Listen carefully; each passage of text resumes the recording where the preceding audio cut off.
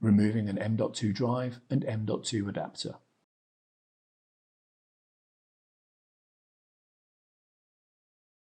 Remove the top cover. Press both sides of the M.2 drive retainer. Slide the retainer backward to loosen the M.2 drive from the M.2 adapter.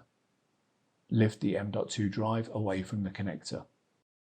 Disconnect all the cables from the M.2 backplane. Unfasten the screw. Press the retainer clip on the air baffle and remove the M.2 adapter from the air baffle.